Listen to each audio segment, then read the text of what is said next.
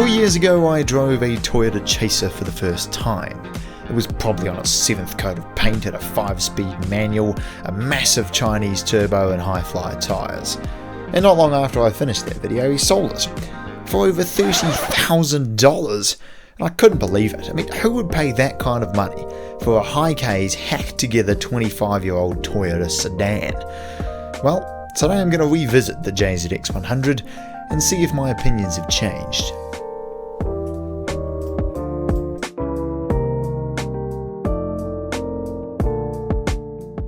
Hello. Come to join the video, have you?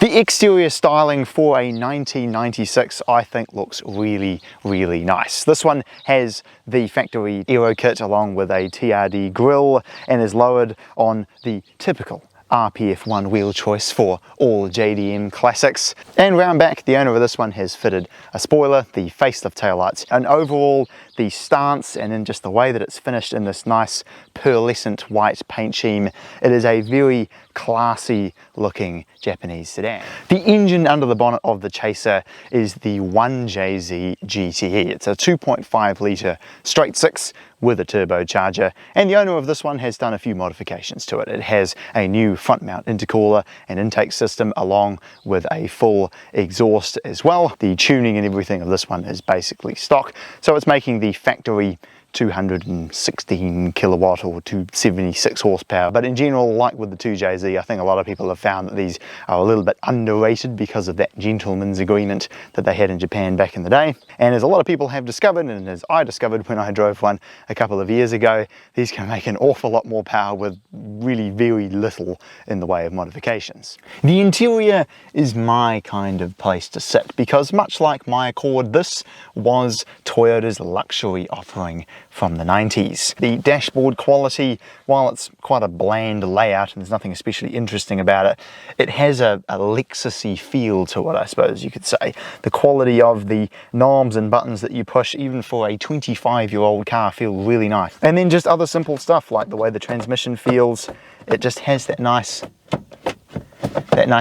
sticky sound to it every time you go through the gear. It has a really nice padded armrest down here. The seats are extremely comfortable. Back seat room is excellent, and I imagine the boot would be a decent size as well. So overall, it's a very comfortable, very practical car, but as we're going to see in just a moment, it goes like the clappers.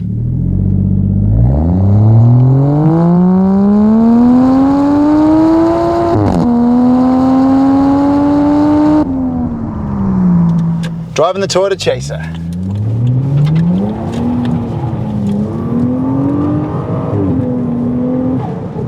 This thing is fantastic. I absolutely see why people use these for drifting, because it's fast, and I'm amazed, actually. I'm astounded at how easily this thing will go sideways.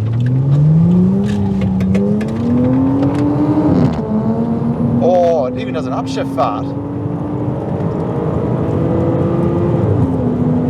Oh wow, that's fast. But what's weird is that it doesn't feel that fast because it's so quiet and smooth and comfortable and nice. The only drawbacks that I can see is that the steering is pretty vague. Like, it's reasonably direct and it actually changes direction quite well. But it's just air, right? It's an old electric power steering rack. And the other weird thing I noticed is that the back of the car seems to kind of lag behind the front, where when you turn, you kind of feel the front go, and then the back end kind of scoots around after it. It's a little bit weird. Aside from that, this is my kind of car, man. It sounds so good.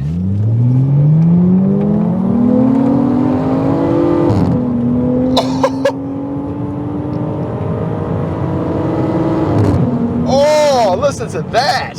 It just does like into the next gear. Oh, that is amazing. I'm deeply impressed, eh? This is a car that I would be more than happy to drive every single day.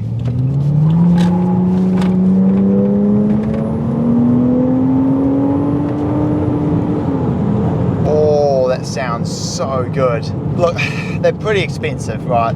People in New Zealand are asking anywhere from 25 up to 60 grand for like a manual one of these. But given the overhead that these cars have, if you just want it to be a really comfortable daily, it can do that. If you want it to be a grip car, it can probably do that as well, because it's got the chassis dynamics for it.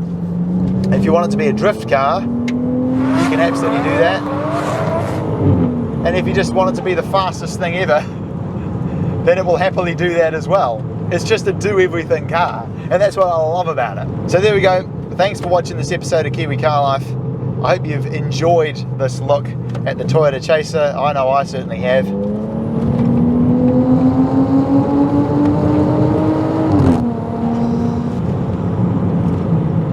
Oh yeah. And if you want to see me reviewing a 535, which is kind of similar to this, then click over here. And if you want to see one of my older videos, the first video I did when I drove a manual one of these, then click over here.